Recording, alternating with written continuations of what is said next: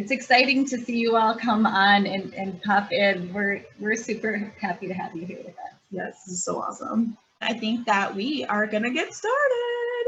Human Trafficking Awareness Day actually began back in 2010 as a way to inform the public about the realities of sex trafficking and equip people like you to join the fight against this crime. Breaking Free was founded in 1996, and we have been providing direct services, permanent supportive housing, and advocacy for those who have been commercially sexually exploited for 24 years. In fact, we were one of the first in the country to offer permanent supportive housing to survivors of sex trafficking and sexual exploitation. Sexual exploitation is an umbrella term involving the abuse of power for sexual purposes, including sex trafficking, prostitution, strip clubs, webcam pornography, and sexual trauma and abuse.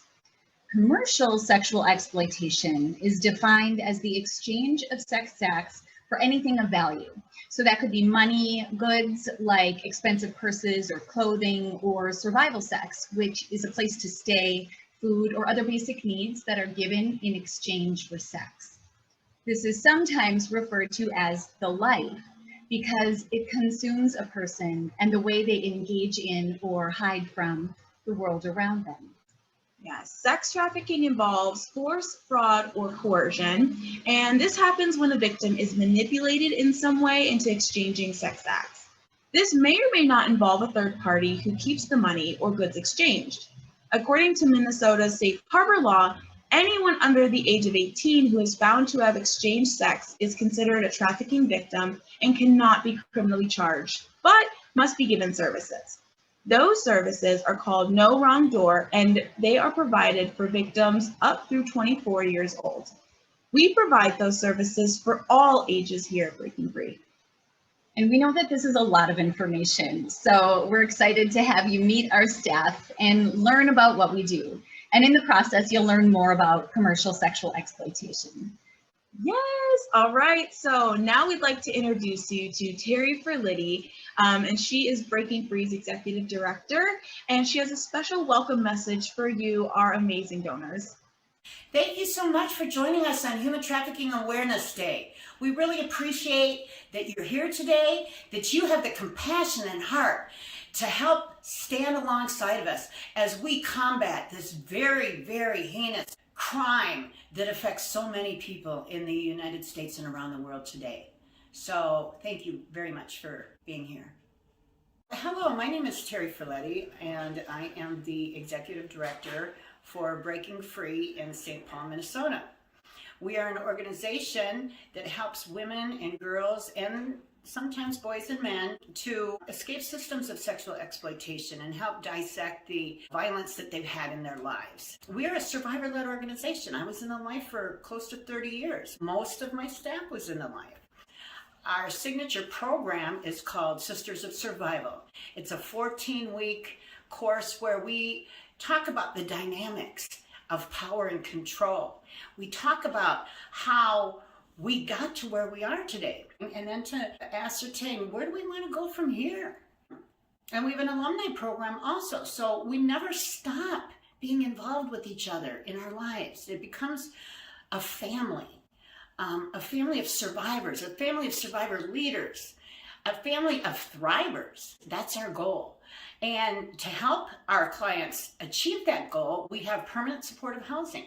We have 2 18-unit apartment buildings which serve 34 families, but we don't stop there because we know there's so many people without homes. So we also offer Section 8 certificates and have an MOU with an organization called Hearth Connection. If we find a landlord, we'll pay their rent, we'll get reimbursed. So for all intents and purposes, we support 54 families. But we also have our emergency shelter. We have a 4 private bedroom facility to help with safe harbor clients for youth as well as adults, to have that place to stay in between being on the streets and getting secure permanent supportive housing. And that's an opportunity where we can walk alongside clients and help them also to determine where do they want to go so that they can get to their next steps. In addition, we have a drop-in shelter. that's open Monday through Friday, 9 to 5. We have 2 showers, we have several beds, jammies, food, and we have advocacy if people want them. But this is a place where not everybody's ready to get out of the life, or because of chemical dependency issues and or mental health issues, they're not at that place yet. So we welcome them with open arms to come to our drop-in shelter. If they want to talk to us, that's great. If they don't, if they just need a place to stay, that's also great. We can plant that seed, but we certainly don't put any expectations on any of our drop-in center clients. So in addition to the programs that we have at Breaking Free, we also work nationally and internationally. We recently did a webinar with CAP International, which is operated out of Paris, France, and we were able to talk about the dynamics of the demand and how we tackle that and how we message those people that are buying sex, and how we've taken the shame but kept the accountability and having that dialogue with people to affect change. There were 28 countries that were in attendance for that webinar, and we're going to continue to work worldwide to come alongside those other programs and other countries that might want to do the same thing. We also are very involved nationally with Shared Hope International, Worldwide We, Nicosi, Polaris, and other organizations that fight the good fight that we're fighting. So we have this network throughout the United States and the world, but then we're very involved with local activities, such as moving this movement forward through Safe Harbor for All, which has been accepted by the state of Minnesota, as well as the United States, that we don't arrest folks that have been sexually abused that are 18 and under. We're trying to move that for all people that were sexually exploited. We're working on that committee with other stakeholders in the community as well. The majority of our clients are people of color, so we try to provide culturally specific healing on site at Breaking Free. We have talk therapy, we have EMDR therapy. We also partner with Native American groups, African American groups, and Asian Women United for those clients that need and desire more culturally specific healing. So, in a nutshell, that's who we are. Thank you so much for joining us on Human Trafficking Awareness Day. Thank you so much, Terry. And as she mentioned, the heart of our organization is our Sisters of Survival group. And it's a 14-week curriculum that deconstructs sexual exploitation and gives our program participants the opportunity to understand and learn a language for what they've experienced and actually begin their healing journey. So this group is what actually woke me up to the reality that I had been trafficked. Before that, I thought I had chosen this life. And so we're going to let Tonique, a survivor leader and the housing manager, describe SOS to us. My name is Tonique Eiler. I am the housing program manager for Breaking Free. I first got involved with Breaking Free as a client, and I went to SOS, which is Sisters of Survival. I graduated from there, then I went on to Speakers Bureau. After Speakers Bureau, I started doing presentation, and then I got hired on as the housing advocate. Sisters of Survival is a 14-week curriculum which studies sex trafficking as a slave-based system, the impact it has on one's life, peers, and community. We also talk about addiction and recovery, work a little bit on mental health. We also work on relationships and boundaries and communication. Can you think of a success story from the group? Yes, I can think of one. She was court ordered to be here, so she did not want to be here at all until about the 4th module, where we discuss the impact it has on oneself, your children, your family, your peers, and the community. That's when it really hit home, and I could see the epiphany light bulb go off. And that's when she started to open up more and realize that she was a victim, and it was a choiceless choice. Do you think there are people who come to SOS and just don't identify as being trafficked or having been sexually exploited? Oh, yes. A lot of times the women blame themselves or think of it as that's what they chose to do. A lot of times I have women say that they felt empowered, that they were in charge because they were the ones getting paid to do it. But at the end of the day, you're still under control because you're doing things you wouldn't usually do for money. Do you have like a favorite module that you like to go over? Is there something that stands out to you about the curriculum that you enjoy teaching? My favorite module is Do You Want This Job? Because we really break down the aspects of it, like who's your manager, is there a 401k, is there OSHA, is there a union, even though we all have transferable skills that we can use into our real lives and for job search, but when you're in the life, it's not a profession. It's not the oldest profession, it's the oldest oppression. Oh, Tonique just does such an amazing job facilitating our group. I seriously just love her. I do too. I love her. She's one of the most organized people I know. Literally. Tina, you'd mentioned that you didn't realize that you'd been trafficked. We'd like to do a poll. If it's a choice, how does she get involved? We're going to go ahead and launch a poll. So go ahead and just click whichever answer you think is the best response to this question. Yeah, so why does someone get involved in sexual exploitation? Maybe it's easy money, she's a runaway, she's experienced sexual trauma, maybe she feels like it's liberating, maybe she's has chemical abuse and needs to pay for a habit, or maybe just has a need to be accepted and loved.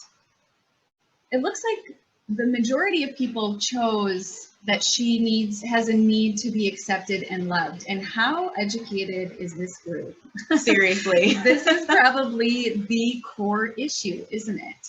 Well, absolutely. I mean, I know for me, I was so far away from my family. I had nobody, and the person that I was actually with, I thought that they were going to protect me, and they didn't. And so my pimp just scooped me right up and told me all the magical things, and there I was. I just needed someone to feel like they loved me. So definitely a huge thing. And we could even argue that for someone who's a runaway, likely she does not feel like she's a part of her home. Totally. I think we're going to hear from an SOS survivor leader and co-facilitator, Luanda, now. I have the privilege of teaching a Sisters of Survival group with her in Minneapolis. I love her so much. Oh my gosh, she's literally adorable. So while Luanda doesn't actually share her story in this segment, I can tell you that she has a story of triumph over addiction, abuse, near death, and sexual exploitation. She gives credit to Breaking Free for her victory. Yes, my name is Luanda, and how I got involved with Breaking Free. I was in treatment at RRC, and Jenny Gaines used to come every Thursday and talk about things. I joined in, and I learned from Breaking Free. I ain't got my self-respect back. I learned that I didn't have to be in slavery no more. And I learned that I had worth. And I just kept going back and back because I was determined to get a position. And finally, about 2 years ago, Terry came to me in church and asked me, did I still want to work for Breaking Free? And I said yes. Sisters of Survivor is a 14-week group. It's for sex trafficking, prostitutes. We never chose to do this. It was chosen for us, regardless of what the situation was, if we was on drugs, if we was homeless. And as long as you be honest about it, no one will judge you in the group. We're all there to help one another. Because if you open up, you can get set free. And I would recommend Breaking Free to anyone that's been out there on the corner, sex trafficking, or anything, to come on in and join us. It's worth it. So worth it. So drug addiction and sexual exploitation often go hand in hand, which is why we also provide our SOS group at Minnesota Adult and Teen Challenge. So at least 85% of survivors say that they increased their drug use, and 65% said that they became addicted to drugs or alcohol after entering the life. One way that traffickers manipulate people into sexual exploitation is to identify a vulnerability and become the answer to that need. Many survivors are abused or neglected at home. A pimp or trafficker will take their time making the victim feel loved and a part of his family. It makes it seem like He'll make it seem like selling her body is no big deal and a small price to pay to be his special girlfriend. He is manipulating her very basic need to be loved and a part of a community. When someone comes through our SOS group, we want them to know that we will become their new family. We don't just stop with SOS.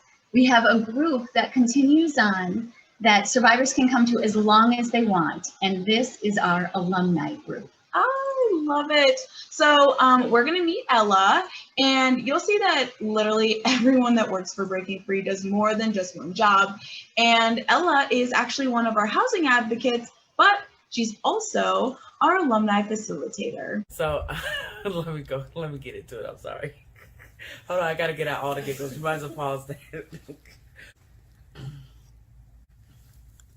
My name is Ella, and I am a permanent supportive housing advocate for Breaking Free. I came to Breaking Free through an internship initially while I was attending college. After that, I was brought in on a more permanent basis as the permanent supportive housing advocate. So I am the facilitator for the alumni group, and the alumni group is basically a continuance of the SOS group. Once the ladies graduate from that program, they come to me, and it's a form of being able to still socialize, get support from one another. Some of the activities are like Jeopardy, where I kind of quiz them a little bit on not just Breaking Free facts, but facts of life. Other activities are things like credit building, also to assist them with learning how to read the fine print, learning different financial transactions, how to help themselves, how not to stick themselves into a hole that they didn't understand in the beginning. I also kind of set some rules and boundaries for my group as well, being that, you know, I need the ladies to know it's okay to not be right all the time. It's okay to not like everybody in there, as long as everybody knows how to be cordial and everybody can work together, and that's about togetherness in there. I don't want anybody feeling like outsiders in this group. And do they ever do crafts or art? They do arts and crafts. One time we made decorated mason jars. We decorated Christmas gift items that they could use for Christmas gifts or ornaments, scrapbooks, poetry. We also do poetry, sip and paints, basically little glass of juice. The theme is either survivor, what does it look like to you, draw a survivor, so people can, you know, see what a survivor is from your point of view. And so we do activities like that all the time. Can you think of a success story? There was a client of Breaking Free's that requested my assistance with some personal background things. She was looking at getting employment, and that was like her main thing on the top of her list, but there were some things that she needed to fix in her background. Somebody was using her name, and I showed her how to dispute whatever it was pertaining to her name that was going to hinder her in moving forward. She is now working and very happy with herself and her outcome right now. Man, I love that alumni continues on, and something that I found most helpful when I attended the group was that I didn't feel alone. I got support, I had friendships, and I had so much joy in attending alumni. I also love that Ella teaches life skills in the group too. Oh, yes. I think it's so important because it addresses some reasons it's difficult to lead the life, which actually brings us to our second poll question. Why doesn't she just leave? What are the things that are in her way to keep her from leaving? So is it lack of safe housing, mental health challenges from trauma, a criminal record, money, a trauma bond, which is like the Stockholm syndrome when two people experience something very extreme, that extreme experience bonds them together, familial and generational trafficking, or maybe she has children with her trafficker. For me, the mental health issues were quite a challenge for me. I worked in a strip club I had to learn to dissociate and ended up forming PTSD and anxiety because of the sexual assault that happened on a regular basis there. I didn't know how to engage in the world outside of that, where every man seemed like a predator. And I also am a survivor of generational prostitution. So it was difficult to fit in without using my body and flirting, because I thought and had learned that that was what made me valuable. Oh, and you're just so strong. So for me, leaving was difficult because I really felt like I loved my pimp. Like, he made me feel like I was so special, and that my exploitation was only temporary, and we would only have to do it until we had enough money to make our dreams come true. And that never ended up happening because he completely ruined the trust that we had built, or fake trust, I guess. He actually threatened my life with a loaded gun to my face, and that made me realize that I wouldn't make it out of this life alive if I stayed. Yeah, and I'm so sorry that that happened to you. Yeah. That is horrific, but that kind of extreme violence is so common for victims of commercial sexual exploitation. In addition to trauma bonds, violent and criminal activity are a part of the life, and many women are forced to steal, sell drugs, or commit check fraud for their pimps. And their pimps also force the victims to put the bills in her name, which ruins her credit. And that's what happened to me. I couldn't rent, I couldn't buy a car, I couldn't get any loans, because everything was in my name. And with all the bills in my name, not only was it hard to leave, but I wouldn't have been able to pay them if I left. So it caused me more debt and way more credit ruin. And victims often can't leave because they feel they have a criminal record, or maybe they feel like they can't get a job or rent. Housing is one of the greatest barriers to leaving. Breaking Free was actually one of the first organizations to offer permanent supportive housing to survivors of sexual exploitation. And we're going to hear from Tonique, the housing program manager, and her experience there.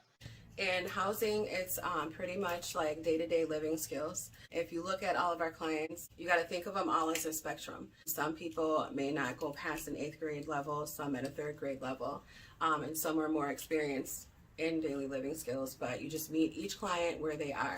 And that's the joy part of it, the learning process of it, and to watch women grow and prosper. Do you have a success story from housing? Yes, I have two. One success story is I have one client, and she just felt really stuck and stagnant, like she wasn't going forward. She didn't really know what to do, and she would always come into the office and she said she was damaged good. So with affirmations, we try to boost her up every day, and she wanted to be a homeowner one day for her and her grandkids, who she had custody of, and she actually worked really hard with Habitat for Humanity. I actually learned from her on building up my credit as well, and she is now a homeowner. She moved out of housing. Another success story is one of our clients. I think she may be behind about a 4th or 5th grade level of education, but I remember coming into work, and right when I came in the door, I slipped and fell super hard on my shin, and it hurt really bad. And I went into the office, and then this client came in the office moments later, and she's like, "Tonique, I need a new oven." And I'm like, "What's wrong with your oven?" And she's like, "Well, you're not here on Sundays, and I'm tired of calling the fire department." I was like, whoa, why are we calling the fire department? So we went into her apartment, and it was just something as simple as she didn't know that you could lift the top part of the stove up to clean out all the grease, and that's why she was having fires. Hence, she had a fire the previous night, and she took the pot of grease and just chucked it out her door, and that's why I fell when I first came to work. So showing her how to do just basic cleaning skills, and then fire safety as well. Our staff is amazing, the way they go the extra mile to provide a safe environment for our clients to grow. And now we're going to hear from Wes, his success working with our client participants in housing. I manage the operation of our rental facilities, the grants, the leases, the 5 properties that we have all together, our Hearth Connection program, some of our Section 8 stuff. There's one particular client that is still in our housing program. She struggled for a long time about managing her own self-care, her unit, and my staff, Tonique and Ella, spent hours helping her revitalize her unit, getting it back to a manageable space. And since then, she has continued to care for herself, her unit. She has a much more positive attitude since then. So I think that is a huge success. So with the support that she's received at Breaking Free, she's been able to really walk into more of the person she was really created to be. Absolutely. And living out a fuller life. Yep. Oh, thank you, Wes. You're welcome. I'm so glad that we can provide a home for our clients. The most basic need is shelter. But once they no longer feel like they have to worry about where they're going to live, they can begin to plan their future. But attaining housing can really be a long process. Many of the women that we serve need something more immediate. And so in September of 2019, we opened our first emergency shelter. And this is a place where women and their children can stay temporarily while we assist them in their next steps. Yes. Sometimes that next step is treatment, seeking mental and physical health assistance, or starting on a path of long-term housing. In a year and a half, we've provided emergency shelter to 53 women and their children, and actually have helped 16 of those client participants find permanent housing. And so now we're going to hear from Stephanie, our Director of Client Services, about the emergency shelter. I am the Director of Client Services here at Breaking Free. So I oversee our emergency shelter that is just over a year old, and then our women's program here. Our emergency shelter, we have spots for 4 women and their children to work with them in moments of crisis and work towards finding them longer-term housing options. I will share the story of one of our lovely emergency shelter ladies. So we connected with this particular client doing late night outreach on Lake Street, and she came to the emergency shelter, stayed with us for about a couple weeks, maybe a month, and got into a chemical dependency treatment. She completed that, and upon leaving, reached back out and said, hey, I don't know what my next steps are. I really want to have my daughter back. She's out on the street now too, 17 years old. What do you guys have? And so she ended up coming back to the emergency shelter, and she got custody of the 17-year-old and who is staying with her now too there. And then just 2 weeks ago, she received a Section 8 voucher through us. She has 5 months sober now, and to look at her now, it's just night and day. She's put in all of the footwork. She's been a fun success to watch and work with, and love hearing how our clients are getting the help they need to advance in their life, both for themselves and their children. We're actually changing generations. Last week, we had a kid who was raised in our Breaking Free housing, now a grown-up with his own business, come back and say hi. And he offered his business services to us and our clients. And it's just so wonderful to see something like that come full circle. I totally agree. It's super cool. He saw how Breaking Free had helped his own family, and now he's giving back. And Breaking Free has found ways to help victims take a vulnerability like lack of housing and empower them to learn to take the steps needed to achieve their goals. Traffickers do just the opposite. They find a vulnerability and use it to manipulate women. Vulnerability plus need equals exploitation. And interestingly, I don't think that this would change if prostitution were legal. Well, since you brought that up, KJ, we're actually going to talk about our third poll question. What do you guys think? Do you think prostitution should be legal? Yes, victims, purchasers, pimps, and traffickers should not be criminally charged. No, prostitution in all forms should be illegal for victims, purchasers, and pimps and traffickers. Or partial decriminalization, where services should be offered for every victim at any age, but pimps and traffickers and purchasers should be criminally charged. It looks like the majority of people are saying partial decriminalization, and that is actually where Breaking Free stands as well. We want to see that the victims who are being bought and sold are given services instead of being criminalized, because we call it the choiceless choice. Exactly. She oftentimes is forced into this, and so she should not be treated like a criminal. Absolutely. So I love that we had so many responses with partial decriminalization. Mm-hmm. Way to go, guys. Yeah. I actually worked in a strip club, which is a legal place of commercial sexual exploitation, and sexual assault happened there on a regular basis. Management often used power and control to make the women feel like it was her fault if she got assaulted, only to protect the customer and the money coming into the club. Sexual assault and trafficking happens in VIP booths and even out in the open. Police and the public look the other way because it's legal. Exactly. And prostitution actually perpetuates paid rape, violence against women, and is modern day slavery. The purchaser will always get to choose what he does to the victim, which is one reason that it's paid rape. And traffickers will always be there to control the money and the victim, which is why it's modern day slavery. Making prostitution legal does not make it safe, nor does it help her transform her vulnerability into healing, like at all. It doesn't protect girls' vulnerability from being manipulated into being trafficked. It simply just normalizes dehumanizing women and children's bodies for sexual gratification. Right. And that's why we have to provide services and teach life skills and provide a safe place for her to get away from the life. And so, in addition to our emergency shelter, we also have a drop-in center, which is open Monday through Friday, 9 to 5. Some of our most vulnerable participants are homeless and have nowhere to go. They often have to participate in survival sex or exchange sex just to stay someplace warm or get something to eat. And our drop-in center is a safe place for her to take a shower, eat, and get some sleep with no strings attached.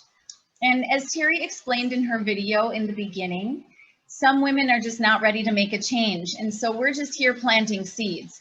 When she is ready, she can meet with an advocate to take the next steps. And if you were to come to Breaking Free, the first person that you'd see would be Tina. So we're going to see what that would look like. Here we go.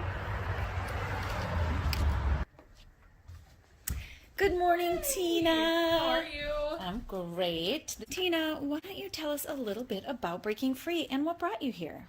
So I actually am a survivor myself, and when I was first trying to figure out what I was going to do when I got out of the life, I was like, I just want to help people that are real survivors. So I just searched organizations that help sex trafficked women on the internet, and Breaking Free was the first one that popped up. And I decided to do some volunteering. And when volunteering didn't work out 2 times in a row, I asked about Speakers Bureau, and they were like, well, you have to go through SOS first before you can do Speakers Bureau. And I was like, ugh, fine, I'll do it.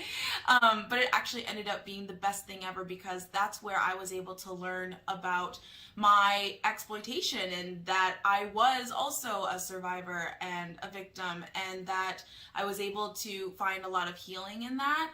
And, being a part of Breaking Free, I wasn't just going to be helping other people who were victims. I was really helping myself too. Well, it's actually really cool, because being the receptionist, it may seem like I just answer phones and, do the desk work, but I actually do a lot more than that. I also am the social media specialist, so it's been really fun to be able to not only welcome the women that we serve when they walk in, being able to help donors and get acquainted with them, because our donors are truly our friends, but also being able to do social media and getting the word out about Breaking Free online. All of that has just been really fun and really inspiring for me. So if you're a client and you're coming into Breaking Free, I'm going to be the one to greet you and get you introduced to your advocate. The advocates are committed to making sure that our client participants are connected with the resources they need, and only needing if they're ready for it. One of our incredible advocates, Laura, is going to share with us about her job here at Breaking Free. So I actually came through the program when I was 18, so It's 12 years ago. I was court ordered and I came through the SOS program and was able to get some information about what was going on with my situation as far as my trafficking. But then I actually came back into the program when I was 24. I was able to identify what was going on with me at the time of my trafficking and how I was victimized and taught the right language to use. Do you think that your experience as a survivor helps you as an advocate? Absolutely. For me, when I first got out of the life, it was easier for me to connect with people that have been through what I've been through because of all the judgment that comes along with being in the life. It's not a lot of places or people that understand it or are compassionate about it, so it was easier for me to connect with a survivor advocate. So some of the things I do would be like program intakes. We have a drop-in center where people can come in and shower and get rest. So I oversee that, cleaning out that area, cleaning the clothes and stuff like that, and checking the ladies into the drop-in center. And then just basic case management. Like this morning we went down to fill out some paperwork for housing for one of the clients that I'm working with. And, paperwork, it's just really whatever they need, just cheering them on and just being an advocate for them. I have someone that I'm working with now that has been banned from majority of the Hennepin County programs and St. Paul programs too. And so there's not a lot of places that will accept her just to hang out because of the behavioral issues. One thing that I've been doing with her is kind of just meeting her where she's at and being a cheerleader for her. And one thing she always says is that she appreciates me treating her like a human being, because when she's out on the streets, people are taking advantage of her and treating her like crap. And even programs and even hospitals have discarded her, so she doesn't really have a lot of trust for programs and people in the program. So me being able to build that trust with her being one of our higher risk clients, has been a rewarding experience. Overall, housing is one of the biggest barriers for the ladies. And one of my biggest barriers is leaving at night knowing that one of my girls doesn't have a place to stay at night. Laura is seriously the best. And Terry also mentioned Safe Harbor in her video. And Safe Harbor is the law that protects anyone under the age of 18 from being criminally charged in Minnesota for exchanging sex for anything of value. Minnesota has a no wrong door policy also that provides services for those children victims and anyone under 24 years of age. We are going to talk to Anastasia, our Safe Harbor advocate. Hi, my name is Anastasia Kramlinger, and I am the Safe Harbor Program Manager here at Breaking Free. I also supervise our outreach team and our emergency shelter.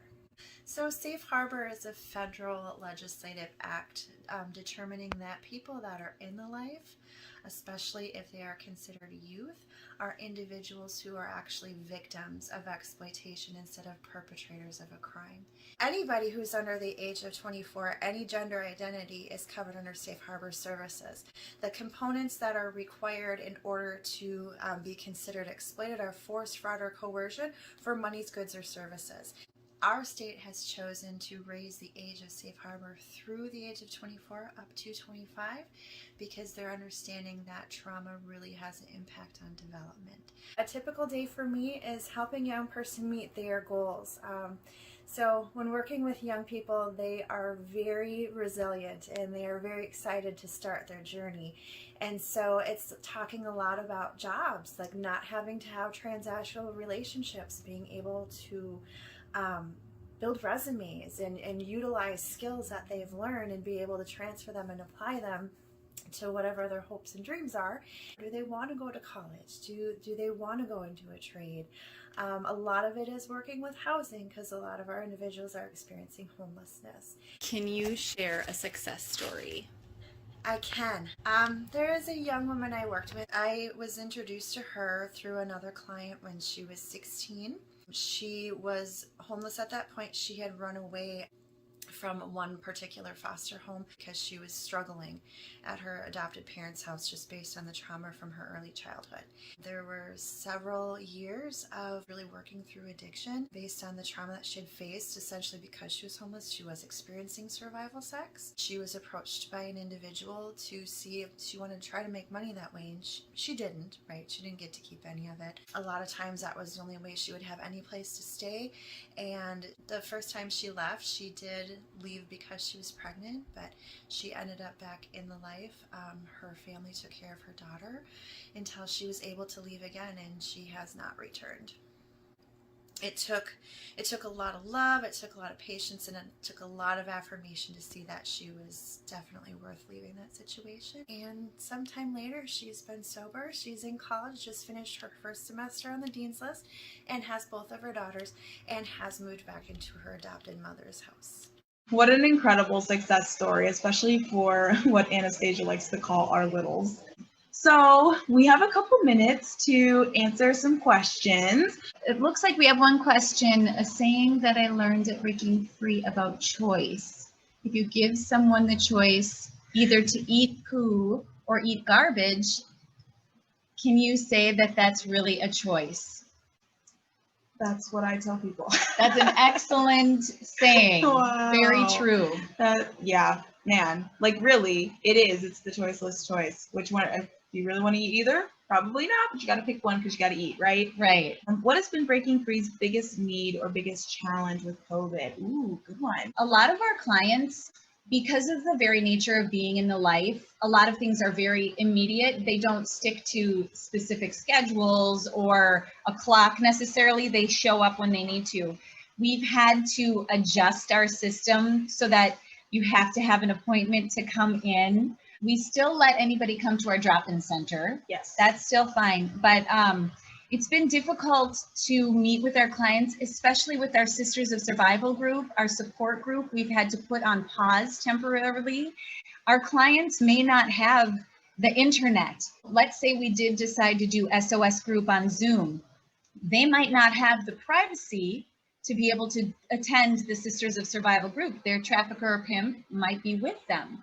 So those have been some challenges. Also just the physical health of a lot of our clients because they haven't been able to attend regular doctor's appointments or see their therapists or maintain their medication, maybe Suboxone or for heroin use to keep them from using heroin or their mental health medication. It's been a challenge to maintain that kind of those relationships and keep up with their appointments because everything's getting pushed out. Yeah. We do have clients who are a part of the homeless population who have had COVID and they've needed help. We will have to take a super extra additional precautions, but we'll maybe help go pick up their prescription for them and help them in that way because they can't go anywhere. Have you continued to have outreach this summer and fall? We did. Yeah, we had a lot of grants for PPE. So not only were we able to use that for us and our clients, but we were also able to give masks and hand sanitizer and other like PPE stuff to the homeless communities and the tent camps. So that was really, really exciting. We were able to also put together cleaning supplies kits for all of our housing clients so that they had proper cleaning supplies and again, like masks and hand sanitizers. Another question is, how can volunteers who have not been in the life best help breaking free? Oh my gosh, I love that you asked that, Bethany. Seriously. Thank you. You know what? Sometimes we don't always want to be around the survivors. I'm just kidding. No, but it's nice to have people around who haven't been in the life, like just be that source of hope and calm and peace. Like just sharing your gifts and talents is absolutely a huge blessing. I know for like SOS group at our graduation, we have women who donate the prayer shawls. Yes. And those ladies, I don't think they've ever been in the life, but oh my gosh, do we appreciate those prayer shawls. And they love us hard. Mm-hmm. I don't know. I mean, goodness, they have some really big hearts and really big love for us at Breaking Free. So And I see that the second part of your question is Flora mentioned that many survivors feel more comfortable with an advocate who has that life experience as well. And I would say that for direct services, it is very important to have other survivors involved for them to feel safe and understood and not judged. But that's because there's that shared understanding and language.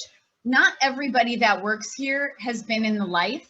And it's really just about showing up and being a person who looks that client participant in the eye and gives them hope and lets them feel seen and known and loved and important. If you're showing up, that person is like, I don't know why you're here, but you must care.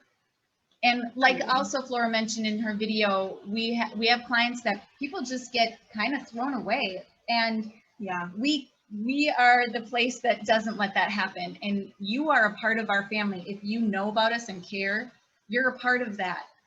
Yeah, absolutely. The gift of you coming and volunteering, whatever that looks like, is amazing. And we're so appreciative. And we just thank you all so, so much for being a part of this Breaking Free family. If they have previously graduated from the SOS program, then they have an advocate.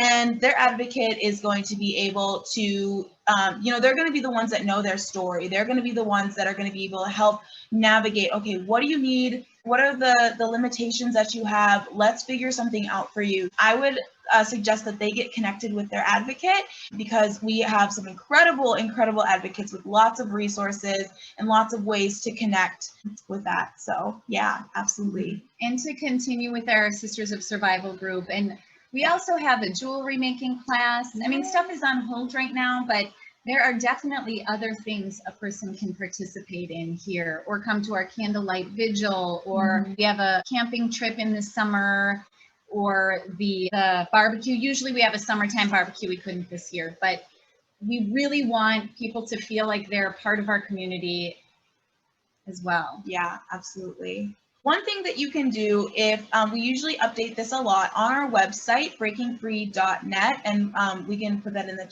breakingfree.net is our website.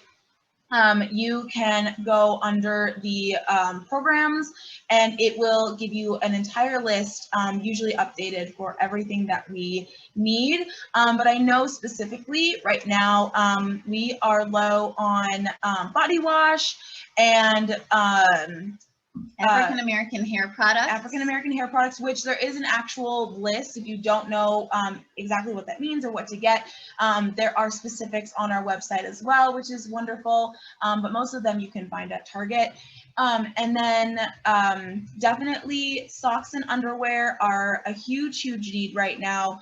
And just regular hygiene products and cleaning supplies. Maybe winter clothing. Oh, winter clothing too. Yes. Hats, gloves, thick socks. Even sleeping bags for the homeless population we do outreach to. Yes, totally. That's a fabulous question. Love that. Thank you, Jana.